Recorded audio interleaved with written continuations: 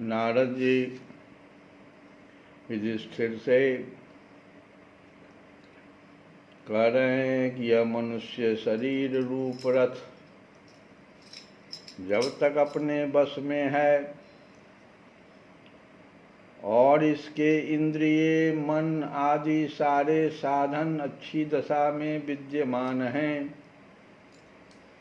तभी तक श्री गुरुदेव के चरण कमलों की सेवा पूजा से शान धराई हुई ज्ञान की तीखी तलवार लेकर भगवान के आश्रय से इन शत्रुओं का नाश करके, कौन कौन से शत्रु थे तो राग द्वेष लोभ शोक मोह भय मद मान अपमान, दूसरे के गुणों में दोष निकालना, छल हिंसा, दूसरे की उन्नति देखकर जलना, तृष्णा प्रमाद भूख और निंद, ये सब जीवों के बहुत से शत्रु हैं।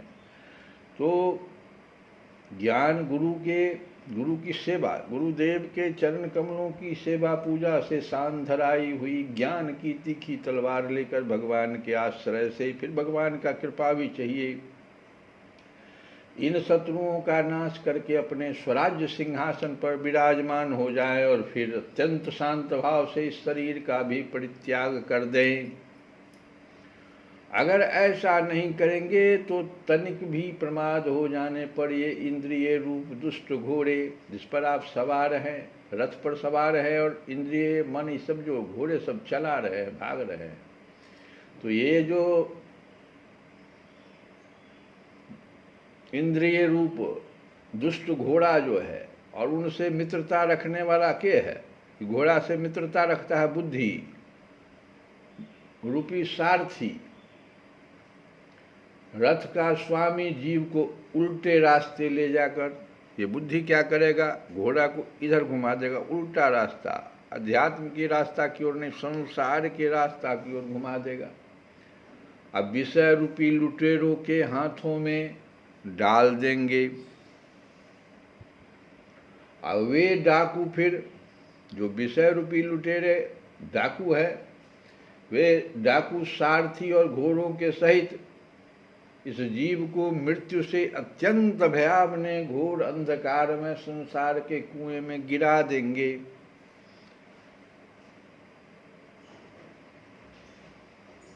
तो इस घोड़ा को, इस रथ को गुरुदेव के चरण कमलों की सेवा पूजा से और उनके द्वारा दी गई ज्ञान से और भगवत कृपा से ऊपर जितने भी हम लोग शत्रु राग द्वेष लोभ शोक मोह भय मद मान अपमान, इन सब शत्रुओं को पर विजय प्राप्त करते हुए और अपने स्वराज्य सिंहासन पर विराजमान हो जाना है। और कहते अत्यंत शांत भाव से शरीर का परित्याग कर देना चाहिए। अब कहते हैं वैदिक कर्म दो प्रकार के हैं, जितने भी वैदिक कर्म हैं उनको दो भागों में बांट दिया नारद जी ने। एक तो वे जो वृत्तियों को, जो हमारा वृत्ति है, उनके विषय की ओर ले जाता है, उसको कहते हैं प्रवृत्ति परक कर्म हो गए, प्रवृत्ति परक। और दूसरे निवृत्ति परक, वो क्या है, जो वृत्तियों को उनके विषयों की ओर से लौटाकर शांत एवं आत्म साक्षात्कार के योग्य बना देते हैं। तो जो विषयों की ओर ले जाते हैं प्रवृत्ति परक कर्म मार्ग से बार बार जन्म मृत्यु की प्राप्ति होती है, और निवृत्ति परक भक्ति मार्ग आता है। ये भक्ति मार्ग हुआ निवृत्ति परक, ये विषय की ओर से लौटाकर और शांत और आत्म साक्षात्कार के योग्य बना देता है, उसके योग्य बना देता है। ये भक्ति मार्ग, ये ज्ञान मार्ग के द्वारा परमात्मा की प्राप्ति होती है, ये निवृत्ति परक है। स्वेन यागादि हिंसामय कर्म अग्निहोत्र दर्श पूर्णमास चातुर्मास्य पशुयाग सोमयाग वैश्वदेव बलिहरण आदि द्रव्यमय कर्म इष्ट कहलाते हैं। और देवालय, बगीचा, कुआं आदि बनवाना तथा प्याऊ आदि लगाना पूर्त कर्म है। ये सभी प्रवृत्ति परक कर्म है। प्रवृत्ति परक कर्म समझ गया ना, ये सब विषय की ओर ले जा रहा है। देवालय बना देंगे हम, बगीचा कुआं आदि बनवा देंगे, प्याऊ आदि लगा देंगे, ये सभी प्रवृत्ति परक कर्म है और सकाम भाव से युक्त होने पर शांति के ही कारण बनते हैं।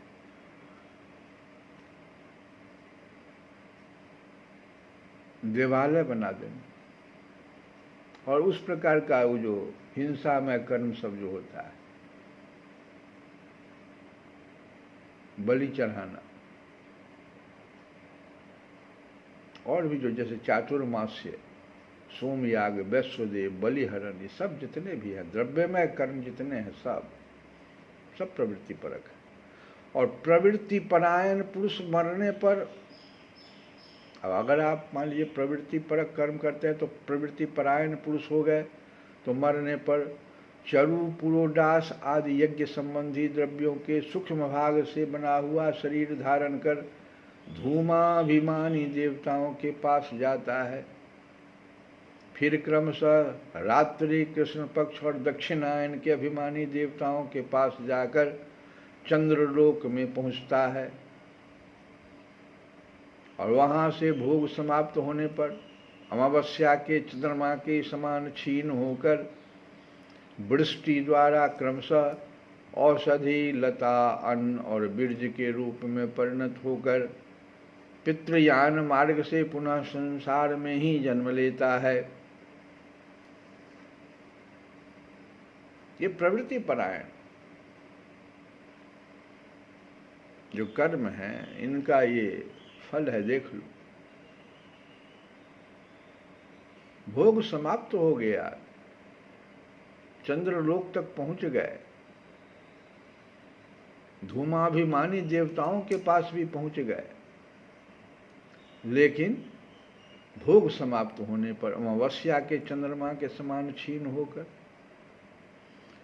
और वृष्टि द्वारा, जो वर्षा होती है ना, इसके द्वारा क्रमशः औषधि, लता, अन्न और बीज के रूप में परिणत होकर और पितृयान मार्ग से पुनः संसार में ही जन्म लेता है। युधिष्ठिर, गर्भाधान से लेकर अंत्येष्टि पर्यंत संपूर्ण संस्कार जिनके होते हैं उनको द्विज कहते हैं। गर्भाधान से लेकर अंत्येष्टि पर्यंत संपूर्ण संस्कार जिनके होते हैं उनको द्विज कहते हैं। और उनमें से कुछ तो पूर्वोक्त प्रवृत्ति मार्ग का अनुष्ठान करते हैं और कुछ आगे कहे जाने वाले निवृत्ति मार्ग का। निवृत्ति परायण पुरुष इष्ट, पूर्त आदि कर्मों से होने वाले समस्त यज्ञों को विषयों का ज्ञान कराने वाली इंद्रियों में हवन कर देता है और इंद्रियों को दर्शन आदि संकल्प रूप मन में, वैकारिक मन को परावाणी में और परावाणी को वर्ण समुदाय में, वर्ण समुदाय को अ, उ, म इन तीन स्वरों के रूप में रहने वाले ओंकार में, और फिर ओंकार को बिंदु में, बिंदु को नाद में, नाद को सूत्रात्मा रूप प्राणों में तथा प्राण को ब्रह्म में लीन कर देता है।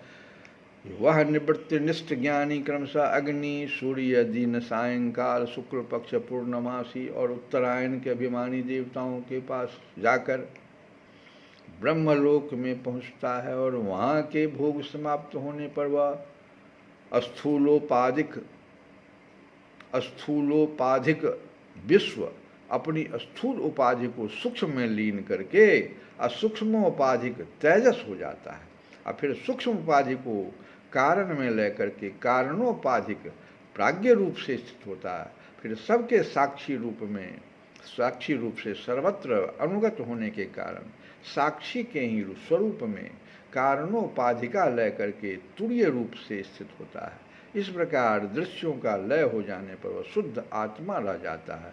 यही तो मोक्ष पद है, इसी को मोक्ष कहते, शुद्ध आत्मा रह जाता है, सबको सब में लय कर देता है, सिर्फ आत्मा, यही मोक्ष पद है। तो हम लोग आगे की कथा फिर कल करेंगे। आज एक तुलसी बाबा का ही भजन। हे है प्रभु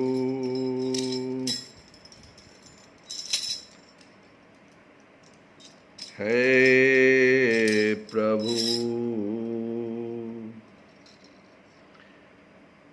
है प्रभु, मैं रोई मैं रोई मैं रोई, मेरा ही मैं रोई सब दोषु है प्रभु, मैं रोई सब दोषु। ये बात सही है, तुलसी बाबा जो कुछ भी कह रहे हैं, विनय पत्रिका में एक एक पद जो कहा गया है, वास्तव में देखो सारा दोष तो हमारा ही है। आंख भी ऐसा भगवान दिए, काजल एकदम नजदीक में, आंख के नजदीक लगा हुआ, उसको नहीं देख पाता है।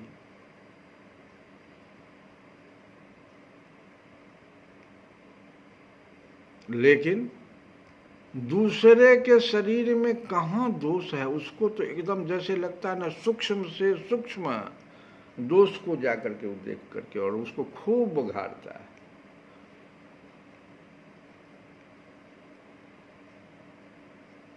अब ये तो हम पढ़े थे कि दूसरे के गुणों में दोष निकालना, गुण है वहां पर,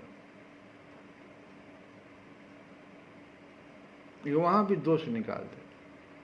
भगवान राम वन गमन जा रहे हैं और रावण कह रहा है कि उनको तो निकाल दिया पिता ने, कोई उनको चाहता ही नहीं था।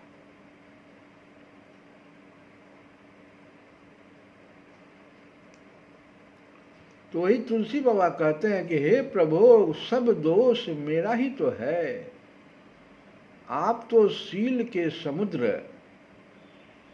कृपालु, अनाथों के नाथ और दीन दुखियों के पालने पोसने वाले हैं। शील सिंधु कृपालु नाथ, अनाथ आरत पोषु है प्रभु, मेरो ये सब दोषु है प्रभु, मेरो ये सब दोषु। आगे कहते हैं तुलसी बाबा कि मेरे भेष और वचनों में तो, जैसा वो भेष बना लिए हम, साधु का भेष बना लिया, अब वचन कैसा है, ओफ ऐसा कठोर।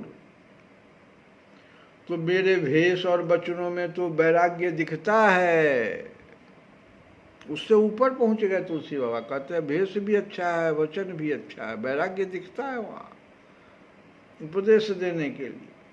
किंतु मेरा मन पापों और अवगुणों का खजाना है। मन को अगर आप जिसको देख ही नहीं पाते हैं, वो तो पाप और अवगुणों का खजाना है। हे राम जी, आपके प्रेम और विश्वास के लिए मेरा मन पोला है, अर्थात पोला मने उसमें तनिक भी प्रेम और विश्वास नहीं है। हाँ, कौन चीज है उसमें? कपट की करनी के लिए तो खूब ठोस है, कपट ही कपट भरा है। वेश बचन विराग मन अघ अवगुणनी को कोसु, राम प्रीत प्रभु तीति पोली, कपट कर तब ठोसु है प्रभु मेरो ये सब दोषु है प्रभु मेरो ये सब दोषु। आगे कहते हैं जैसे खरगोश सियार की सेवा करके अब सिंह की कीर्ति चाहता है खरगोश। अब सियार की सेवा करके गिद्दर की अब सिंह की कीर्ति चाहता है। वैसे ही मैं कुसंगति से, ये खरगोश और सियार की दोस्ती क्या है? कुसंगति है ना, गिद्दर से दोस्ती कर लिया है। वैसे ही मैं कुसंगति से तो प्रेम करता हूँ और साधुओं के संग में झुंझलाया करता हूँ। जैसे खरगोश गीदड़ के बल पर सिंह की सी कीर्ति चाहता है, पर सियार तो उसे खा ही डालता है। गिदड़बा तो उसको खा जाता है। कीर्ति के बदले प्राण ही चले जाते हैं। इसी प्रकार जो कुसंग में पड़कर, कुसंग हुआ ना, गीदड़ सियार कुसंग है, तो कुसंग को अगर आपने कुसंग से मित्रता कर ली तो आपको खा जाएगा। कुसंग में पड़कर कीर्ति चाहता है, उसे कीर्ति का मिलना तो दूर रहा, उसके सद्गुणों का भी नाश हो जाएगा, जिससे बारंबार मृत्यु के चक्कर में जाना पड़ेगा। इसी बात को तुलसीवा कहते हैं, राग रंग कुसंग ही सौ, साधु संगति रोसु, चहत के हरि जसहि सेई, श्रृगाल ज्यों खरगोशु है प्रभु मेरो ये सब दोषु है प्रभु मेरो ये सब दोषु। शिव जी का उपदेश क्या है? यहीं पर शिव जी का उपदेश है कि नित्य जीव से राम नाम का कीर्तन, जब तब सुमिरन भजन न होई। एकदम भगवान के भजन में लग जाइए। विपत्ति तो वो है जब आपसे एक क्षण के लिए भी अगर भगवान नाम का कीर्तन छूट जाए। तो नित्य जीव से राम नाम का कीर्तन करो। कलयुग में दंभ से भी लिया हुआ राम नाम, अगर दंभ से भी आपने राम नाम ले लिया कलयुग में, तो अगस्त्य की तरह, जैसे अगस्त्य जी ने सागर समुद्र को सोख लिया था, वैसे अगस्त्य की तरह दुख सागर को ये राम नाम सोख लेता है। दंभ से लिया हुआ नाम भी लोक पर लोक दोनों की चिंताओं को दूर कर देता है। ये भोले बाबा का उपदेश है कि नित्य जीव से राम नाम का कीर्तन करो।